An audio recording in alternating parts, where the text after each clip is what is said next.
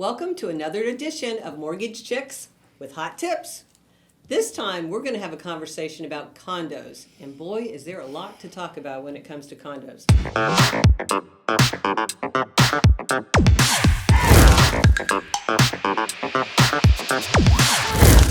Oh, condos, how we love them. Condos are a little bit more difficult than single family homes or even townhomes. They must be on an approved list, but here at Van Dyke, we actually have the ability to get condos approved that are not on approved lists. There are still condos financing out there with as little as 3% down. Mm-hmm. Some people think you have to have 20%, 30%, but that's not the case. Actually, we can do condos with 0% down VA. Absolutely. The difference is, as we were stating earlier, unlike a single family, a condominium has to go through a review process, right? So when I'm dealing with a realtor and they're telling me that a buyer is looking in to purchase a condominium, one of the first things I tell my realtors, because I know that condominiums can be touchy, do a quick CMA. See if there's been any other condominiums sold and financed in the last year. Because if there have only been cash, that's probably going to be a big red flag for all of us. And before a buyer spends any money on an inspection or an HOA approval, we want to be able to try to avoid them losing any money if we can't get the condominium approved. And I always ask them if they can get a copy of the budget, the current budget from the listing agent. It'll help tremendously because we can have our condo department look at it up front within about 48 hours. And let us know if they see any red flags. Absolutely. Well, and back in the day, remember we used to just go Google Fannie Mae approved condos, FHA approved condos, and we would rely on that website. But with the market churning and burning as so hot fast, and as they fast don't as keep we up. can. Yeah. Yeah, and a lot of people are, buying investment properties down here in second homes, which is going to make a condo community unwarrantable eventually. Mm-hmm. So instead of relying on the websites, we did put together that questionnaire that the realtors can send to the HOA. Yes. Absolutely, and it's questions like how many owners are investment owners versus primary residents. How many are owned by one single person? I actually did a condominium unit where one owner owned 200 of 295 units. Okay, that's a problem. That was a problem. So but in smaller communities too, like you have to look at, sometimes we have 10 units, so under 15 units, you can own 2 units and still be over that 10%. Absolutely. But it's allowed. So all these things are important to know, and there's so many guidelines. Right, and the importance also is that we understand, we work with your homeowners association to find out things that as a buyer might be trouble for you when you go to sell that unit, such as are the condominiums association holding the correct amount of reserves to be able to take care of repairs. We take a look at a blanket insurance policy to make sure that everything's covered because we want to make sure that our buyers are protected when they're buying a condominium or buying a condo. Another thing you have to really consider when you're buying condos, as far as qualifying a buyer, is a homeowners association, right? Because ladies, in Florida, the homeowners associations can vary from as little as $150 up to $1,000 a month, depending on what they are. So it's important that we understand that has to be included in their debt to income ratio, where they may be pre-approved to buy a $600,000 single family home, they may only be approved to buy a $500,000 condo because of the homeowners association, which is why, again, you want to have that conversation with a buyer. And most people don't know that townhomes are considered single-family homes and not condos. One of the things I do for like townhomes and villas and such, as soon as someone's making an offer, I immediately go to the county property appraiser's website. Yes. Yep. If the word condo is listed anywhere in the legal description, it is considered a condo. Right. Even though it isn't a condo, and I've had this fight for years with realtors, I'm like, trust me on this.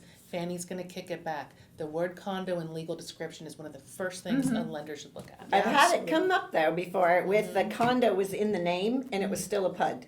So it's tricky. So there's a lot number.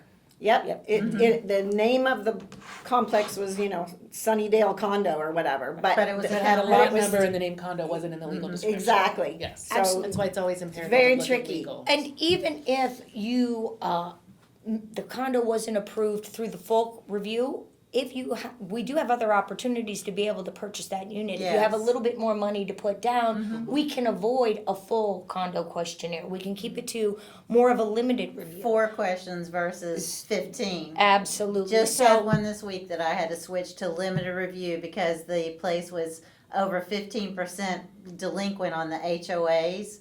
So over 15% of the people in the project were delinquent on their HOA fees. It was a red flag. We couldn't go full review. Had them put 5% down. We're doing limited review, and praise God, it's closing. And again, that goes back to the experience that we have here at the table, the different transactions that we have, our ability to know how we can make something work when we have all the information in front of us. There are ways you can put more money down and avoid a full condo review altogether.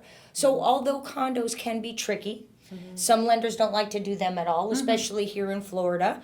But with the right loan officer, the right information, we can put the deal together, especially like you were saying, there are some that are not on approved lists at all. We can do spot approvals. So don't let the challenge of a condo stop you from making a purchase. Just make sure you're Correct. working with the right lender to understand the complexity of condo lending. So with non-warrantable condos, these are condos that aren't able to go through the Fannie Mae or Freddie Mac process. And they have maybe short-term rentals, they may have rental offices on the property, and those are not warrantable by Fannie and Freddie. So we have to go outside of our Van Dyke loans, and we broker those to other lenders, and we have those, and we get them done successfully. And so just because it may not be on the list, don't let it go by, because we can probably do it as well. So basically what we're saying is, even though condos can be a little bit more challenging, we're up for the challenge. We are. So just to recap, I want to mention one thing because I've actually had situations, and I'm sure we all have, where someone wanted to buy a specific condo, but because of their financial situation and the amount of money they had to put down, they couldn't do it. And I had to tell the buyer, well, it's not you, it's the property. Absolutely. And so every now and then they don't realize that the condo can really determine the way that their financing is going to go. So bottom line is they need to reach out to us before they write the offer. Right, because Correct. not only do the buyers need to be approved, but in some cases, the properties themselves need to be approved. Absolutely. And with the VA, we can put any VA in any condo. I got a veteran in a condo at Paradise Lakes, the nudist colony. You Well, don't want and to I put that think- in there either. That makes it fun. On VA loans, you want to give us a call. Especially if you're a nudist. I think one thing too we should put into this is people don't understand that condos are an added layer of risk. Because when the Absolutely. market crashed in 2008, the property type that took the biggest, hardest hit Were condos. You hear stories about entire And floors the were interest vacant. rates are higher. I mean, there's and a whole, the HOAs went everything's into higher. the garbage, Right. you know. Yeah, the and risks levels is everyone higher. walked away from them. Absolutely. They all went into foreclosure. The HOA, had no reserves. They were in the red. So Well, and we had a lot of condo conversions that were apartment complexes that weren't converted correctly. So we're, by doing this, although it seems like we're being prickly, we're really doing it to make sure that the buyer is in the best position with their property. Because again, it's great when you want to buy it and you're willing to deal with that, but then a few years later when Resell. you go to resell it, these are all issues that should be part of Your conversation. conversation when you go into buying a home. Do I want a condo? Do I want a townhome? Do I want a single family? Do I want a manufactured home? All of these things, not only the buyers, not only the credit, the property. So again, talking with somebody, letting them know your full picture, the type of property you're looking for, the type of loans. Are you looking to keep your mortgage payment low? Are you looking to keep more liquid cash in the bank once the transaction is done? So there's a lot more to it than It's all a in lot the of interview. people Getting think. pre-approved. Yeah. Absolutely. Well, and I And- think a lot of people feel as though the HOA dues covers the insurance. It covers the structure, Exterior. the dwelling. You need HO6 walls and coverage. Right. So they a lot of times they're saying, well, if there's an HOA dues, that's the insurance on the property. It's not walls in. You have to protect cabinets. You have to Right. protect flooring. You have to protect appliances. Right. So I always encourage the buyers or the realtors to get a quote for the walls and insurance. Don't just count the HOA dues. For sure. In the A fact lot that of people don't realize if the guy's water water heater breaks on the floor above them and floods And their floods unit, them, it's their insurance. it's their that insurance covers that it. pays for that ceiling to be repaired. Yeah. And don't rely on us to estimate how much insurance is. We're not insurance agents, insurance professionals. We're mortgage professionals. Right. Absolutely. And that's why it's so imperative to get a quote up front before even going under contract, or at least in that inspection period. Absolutely. So, bottom line is, condos can be a little complicated, but we're here for the challenge, and we want to help you understand them better. See you next week.